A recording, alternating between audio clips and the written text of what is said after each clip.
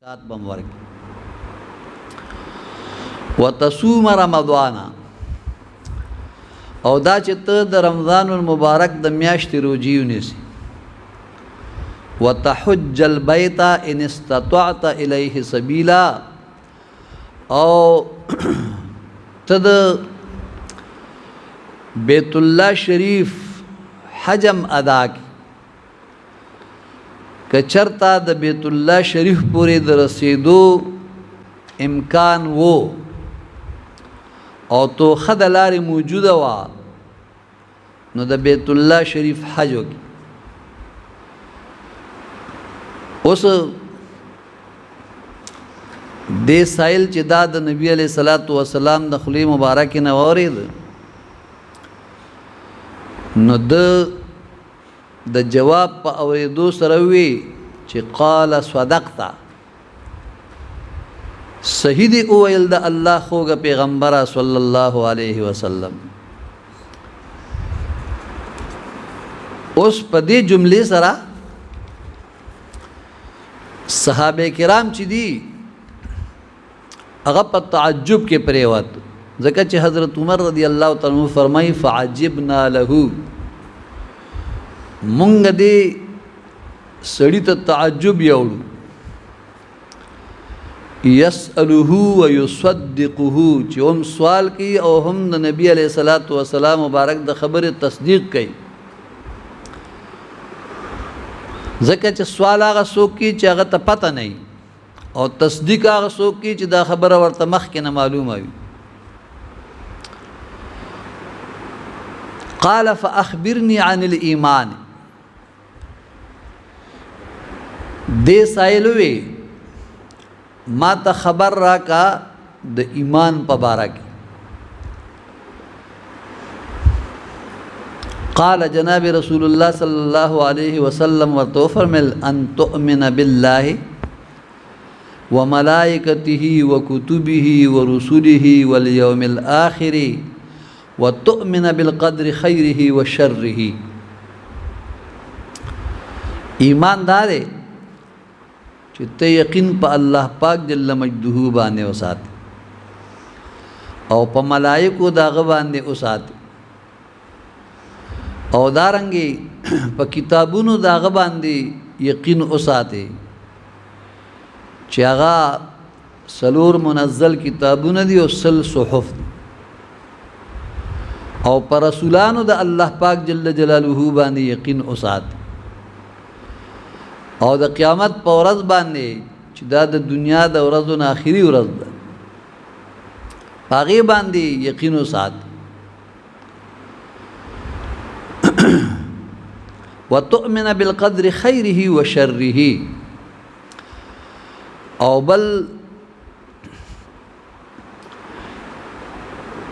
یقین په دې خبره باندې وکړي چې خیر او شر د الله د فیصلې مطابق.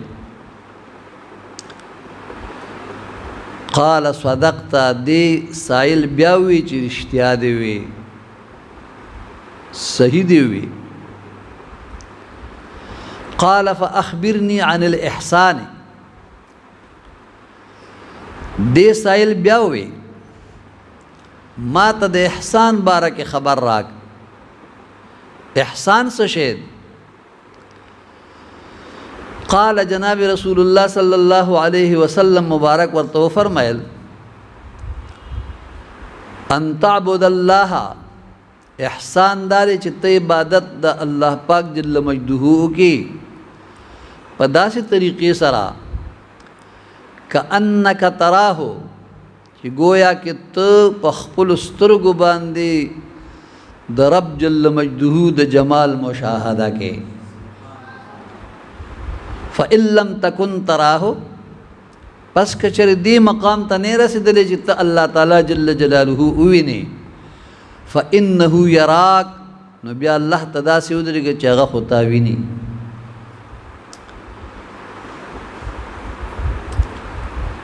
حضرت عمر رضی الله تعالی عنہ فرمایي دې سائل بیا وی قال فأخبرني عن الساعة ما ته د قیامت خبر راک. قال ما المسؤول عنها باعلم من السائل. نبی علیہ الصلوۃ والسلام ورته فرمایل چې په دې باره کې د جواب ورکون کی علم د سوال کون کی د علم نه زیات نه دی. په دې باره کې د جواب ورکون کی علم د سوال کون کی د علم نه زیات نه دی. قال فاخبرني عن اماراتها.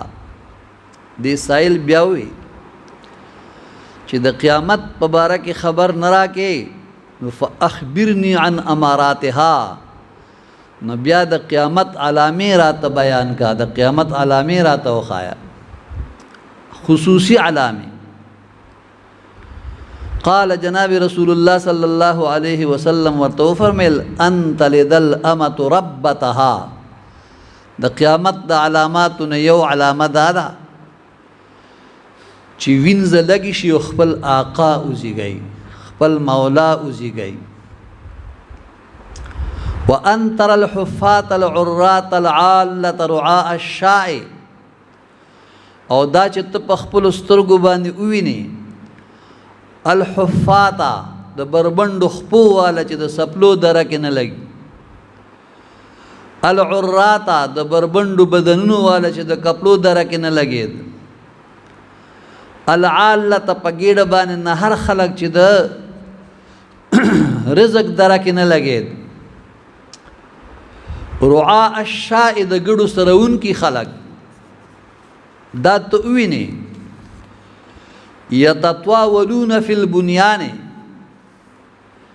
چې هغوی په یو بل باندې فخر کوي د بلډینګونو په جوړولو.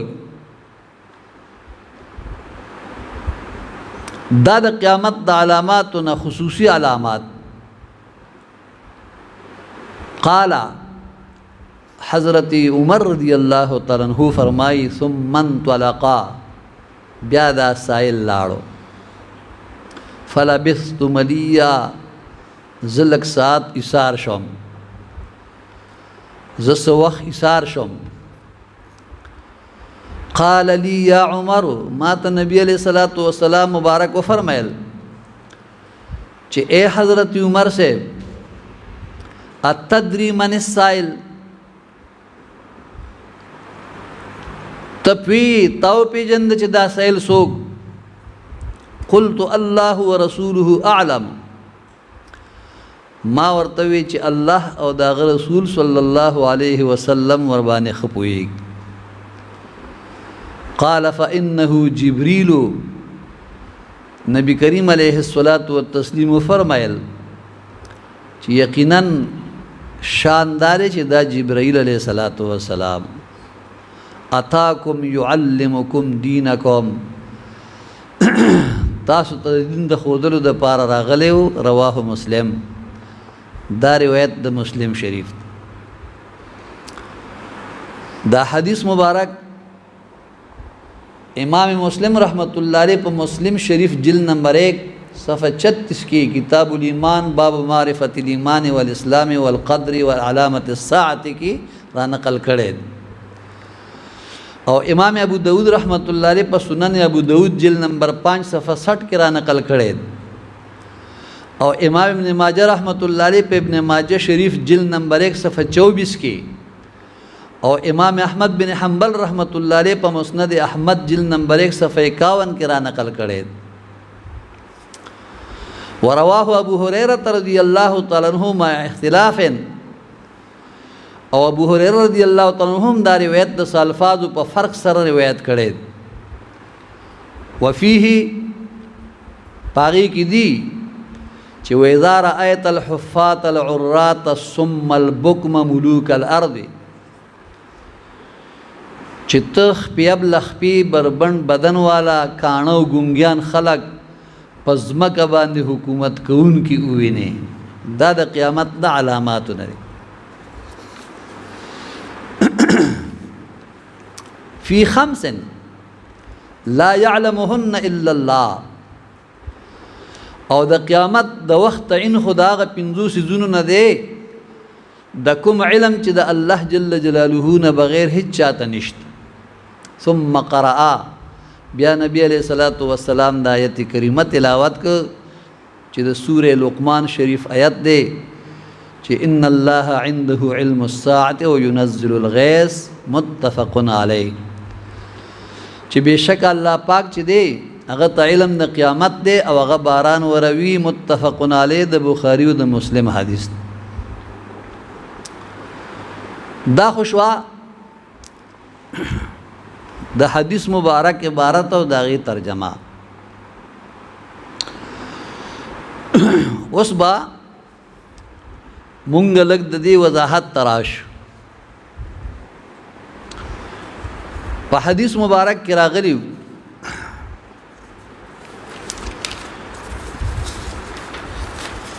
چې حضرت عمر رضی الله تعالی عنہ مبارک فرمای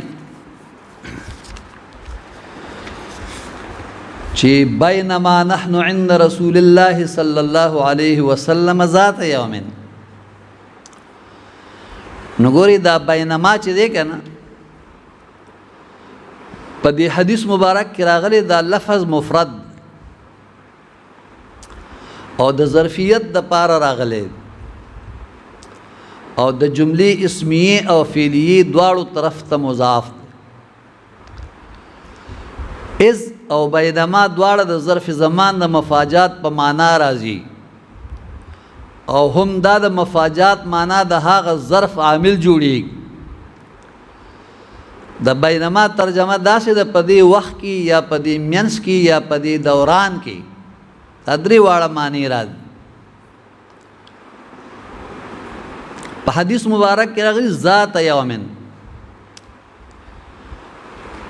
د ذات لفظ زیات کړي شوی دا د هغه وهم د کولو د پاره دی چې دلته مجازن مطلق زمانه مراد نه ده بلکې هغه ورځ مراد ده هم دارنګ د ذات لفظ د کلام د خسته کولو د پاره هم راوړل کیږي او بعضو زائد ګرځولې د دې حدیث مبارک شان ورود داد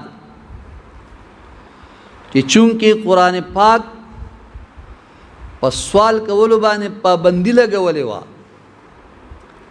الله منع کړی و زما د محبوب ته پوښتنه نه کوي صحابه کرامو چې دا حکم اوریدل او بس ټول خاموش شي یو صحابي دا جرأت نه کو چې د نبی عليه الصلاه والسلام مبارک نه دی خبرې په باره کې تپوس کړي جناب رسول الله صلی الله علیه وسلم مبارک یو ورځ و فرمایل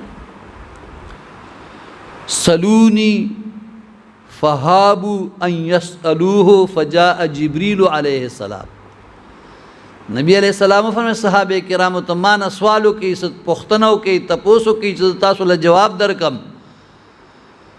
نو په دغه وخت کې فهابوا صحابه کرام یریدل هغه جرأت نشو کوله چې د جناب رسول الله صلی الله علیه وسلم مبارک نه یعنی تپوسو کې نو صحابه کرام فهابو یریدل د نبی علیہ السلام مخ ترات للو دا غنه تپوس کول دا جرأت نشو کوله ان يسالوه چې د مبارک نه سوالو کې تپوس نه و د دین یریدل صحابه کرام فجاء جبريل عليه السلام جبريل السلام د انسان شکل کې راغ اور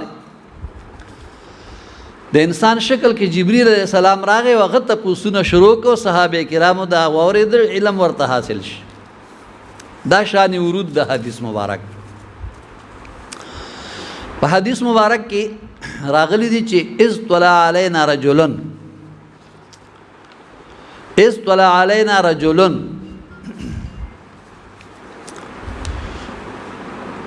د دخل په ځای د طلع لفظ استعمال شوی د دخل په ځای د طلع لفظ استعمال شوی دی په حدیث مبارک د دې درې وجې دي سو وجې دي درې نمبر 1 وجه دا ده چې دا راتلون کې کس یو ناسا پر راغلی او د یو ناسا پر راتلو د پاره طلع زیات مناسب لفظ دی ځکه چې د شي طلوع یو ناسا پوي دویم مطلب دویمه وجه یا د طلع لفظ د کمال ظهور کمال عظمت او لوړې مرتبې د پاره غوره کړی شوی لکه طلع البدر علینا من ثنیة الوداع